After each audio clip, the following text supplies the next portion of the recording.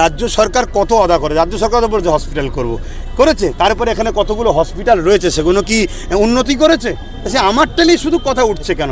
তার জন্য ভাঙড়বাসীর কাছে আজকে এসেছিলাম। তারা তো প্রশ্ন করেন, আমি নিজেই প্রশ্ন করেছিলাম, করে বললাম তো তারা বলল কবে করছে হসপিটাল, একেবারে আমাদের ক্যামেরার মুখোমুখি সাংবাদিকদের মুখোমুখি আব্বাস সিদ্দিকী সাহেব জানান উত্তর পেয়ে যাবেন। আমাকে করতে দেওয়া হয়নি, জায়গা যদি না দিতে চায়, কেউ জায়গা দিতে তাকে যদি হুমকি দেয়, আমি করব কিভাবে? এক নম্বর। দ্বিতীয় নম্বর কথা হচ্ছে 5টা বছর যেভাবে আমাদের উপর জুলুম হয়েছে, মানুষের কেস কামারি উদ্ধার করা, আমার পঞ্চায়েত ভোট, বিধানসভা কি লোকসভা ভোটে কত জুলুম হয়েছে, সেই নিয়েই পেরেশানে ছিলাম, সবই তো জানেন।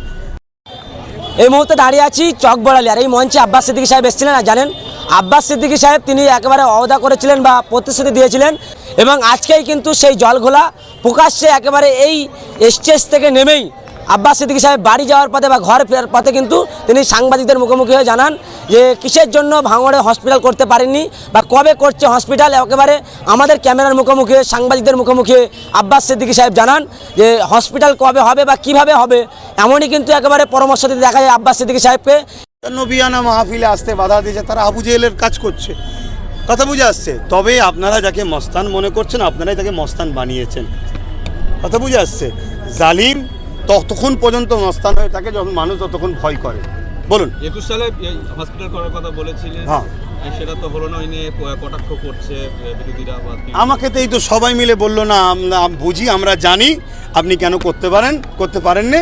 সবাই বলল ঠিক আছে, আমি মানুষকে বলে দিয়েছি সব ব্যাপারটা, আপনারা নিশ্চয়ই রেকর্ড করেছেন। এখানে আমাদের ওই কি বলে রাহিনুর রয়েছে, আর আমাদের কি বলে মিন্টু শিকারি, এদেরকে জিজ্ঞেস করবেন, উত্তর পেয়ে যাবেন। আমাকে করতে দেওয়া হয়নি, জায়গা যদি না দিতে চায়, কেউ জায়গা দিতে তাকে যদি হুমকি দেয়, আমি করব কিভাবে? এক নম্বর। দ্বিতীয় নম্বর কথা হচ্ছে 5টা বছর যেভাবে আমাদের উপর জুলুম হয়েছে, মানুষের কেস কামারি উদ্ধার করা, আমার পঞ্চায়েত ভোট, বিধানসভা কি লোকসভা ভোটে কত জুলুম হয়েছে, সেই নিয়েই পেরেশানে ছিলাম, সবই তো জানেন। তা সেই জায়গায় রাজ্য সরকার কত আদা করে, রাজ্য সরকার তো বলছে হসপিটাল করেছে, তারপরে এখানে কতগুলো হসপিটাল রয়েছে সেগুলো কি উন্নতি করেছে? সে আমারটা নিয়ে শুধু কথা উঠছে কেন? তার জন্য ভাঙড়বাসীর কাছে আজকে এসেছিলাম। তারা তো প্রশ্ন করেন, আমি নিজেই প্রশ্ন করেছিলাম, করে বললাম তো তারা বললো যে না, আমরা হোটেলে কিছু মনে করছি না। 21 সালে আপনি দলের প্রতিষ্ঠাতা, 21 সালে আপনাকে ভোট প্রচারে দেখা গিয়েছিল আইএসএফের ব্যানারে, এবারে তখন কেউ উপযুক্ত ছিল না, তখন নওশাদকে কেউ চিনতো না, নতুন দল তো, তাই একটু প্রচার করে দিয়েছিলাম। আজকার প্রয়োজন নেই, তাই আসিনি। 26 বিধানসভা নির্বাচন, এই বিধানসভা নির্বাচনে কি কি প্রতিশ্রুতি থাকছে আপনার? সেটা যারা লড়ছে তারা প্রতিশ্রুতি দেবে। আপনি একটা দলের না, আমি এতটুকু জানি সংবিধানের জন্য লড়া দরকার।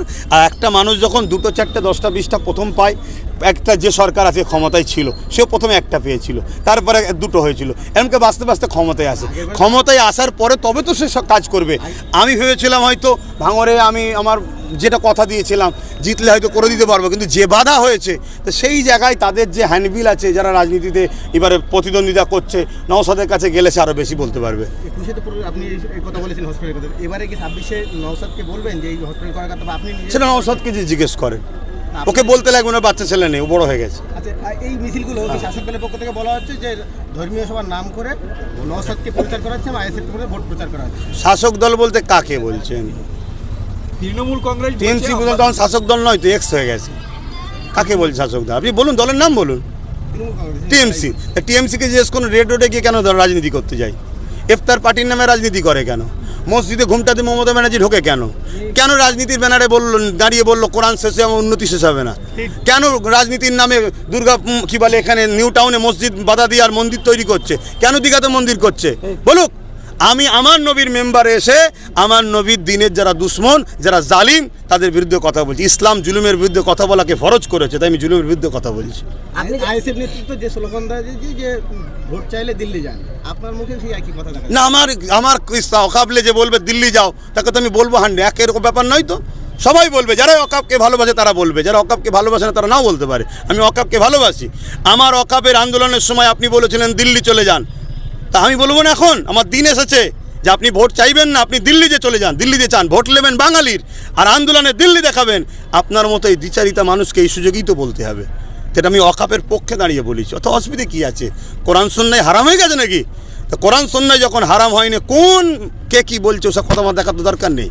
যে শওকত মোল্লাকে আপনি বলেছিলেন জাহান্নামের কুত্তা, তিনি আগে তার পাশে বসে একজনকে বলছে আহসান বলে, তাকে নেক্সট প্রশ্ন কিছু আছে? কি বার্তা দেবেন আপনি? কেউ যদি কোনো মানুষকে আল্লাহর সাথে দাবি করে, অবশ্যই সে সঙ্গে সঙ্গে জিন্দিক কাফের মুশরিক হয়ে গেছে।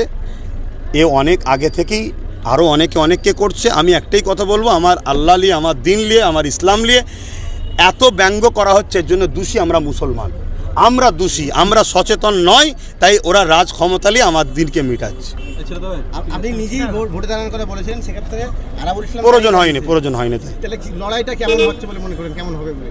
লড়াই মানুষ জানে, মানুষ স্বতঃস্ফূর্তভাবে সোশ্যাল মিডিয়ায় দেখছি আমি যতটুকু, না দিদির মিটিংয়ে লোক হচ্ছে, না মুদির মিটিংয়ে লোক হচ্ছে, যেখানেই লোক হচ্ছে শুধু আইএসএফের লোক দেখছে, আর বাকি তো কিছু দেখতে পাইনি। কিন্তু চুরি করলে আপনি একজন ধর্মগুরু, হ্যাঁ, সব বিষয়ে সমাজ সচেতন বিষয়ে আপনার জ্ঞান আছে, নলেজ আছে, তো হ্যাঁ। সুতরাং এই যে বিধানসভা নির্বাচনে হ্যাঁ। ভাঙড় এবং ক্যানিং পূর্ব কতটা ফলাফল করতে পারে বা আইএসএফ কতটা ফলাফল করবে, দুটো জায়গাতে ইনশাল্লাহ জিতবে, যদি নির্বাচন কমিশনার চুরি করার সুযোগ না দেয়।